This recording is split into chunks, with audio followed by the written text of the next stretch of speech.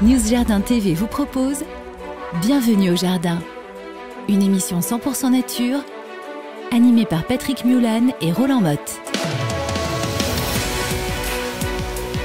Le premier jour du mois de Ventose dans le calendrier républicain français, qui est aujourd'hui officiellement appelé le jour du tussilage, le tussilage pas d'âne. Oui. Et en botanique, Tussilago farfara. Voilà, c'est ça, c'est ce que j'allais dire. Alors pourquoi est-ce que dans le temps on l'appelait Filius ante patrem?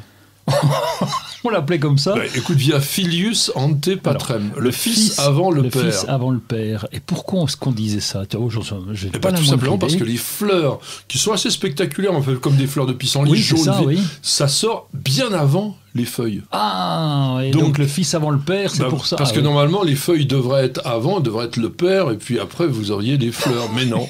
Ah, ben oui. Oui, no comment.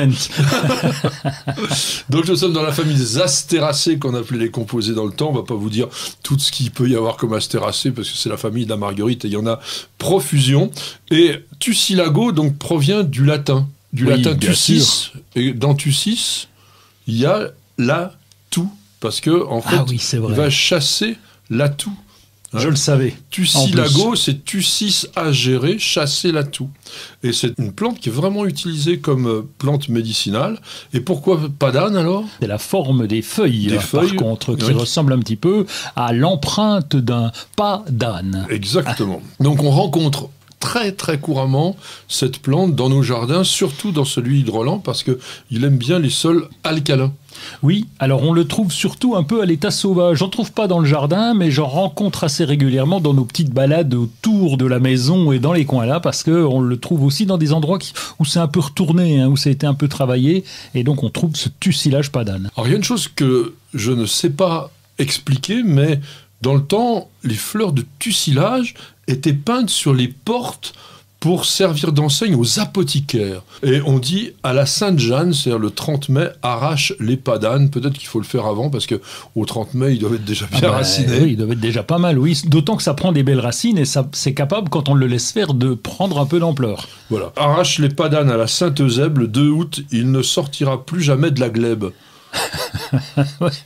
Et c'est quoi la glèbe? La glèbe, c'est un petit peu la boue, etc. Et donc on dit que si on l'arrache à ce moment-là, il ne ressortira plus. C'est vrai que c'est une plante plutôt pionnière, et on la trouve, et comme tu avais sans doute raison de le souligner, plutôt dans les sols pas cultivés, dans les sols qu'on a laissés tranquilles, et hop, il apparaît de façon assez spontanée. Ça ressemble énormément à des pissenlits, il faut bien le dire quand même, mais une fois qu'il est là...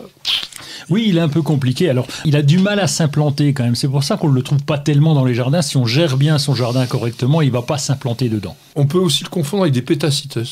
La pétasite officinale, voilà. Donc avec les grosses feuilles, mais qu'on trouve plutôt en sous-bois quand même. C'est plutôt une plante d'ombre, la pétasite. Alors, les grosses pétacites du Japon, mais je pense que nos pétacites à nous, elles poussent vraiment dans les mêmes types de sols. Tu vas être content, c'est comestible. Oui, c'est comestible. Il paraît que c'est très bon, parce que j'en ai mangé une fois, mais avec quelqu'un qui cuisinait peut-être pas trop bien, et avec des feuilles un petit peu vieillottes, donc c'était un tout petit peu caoutchouteux, donc c'est peut-être pas assez cuit. Et puis on brûlait les feuilles de tussilage pendant la guerre pour faire un succédané du sel avec les cendres de ces feuilles. Mais avant d'avoir des cendres, on le fumait.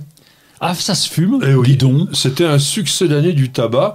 Alors, on laissait fermenter les feuilles, et on les empilait, on les séchait comme des feuilles de tabac, et on disait que ça pouvait avoir un effet contre l'asthme et le coryza. Bon, toujours les mêmes propriétés pectorales de cette plante. J'espère que vous aurez apprécié cette émission. On va se retrouver tous ensemble la semaine prochaine, et on vous dit... Bienvenue au jardin.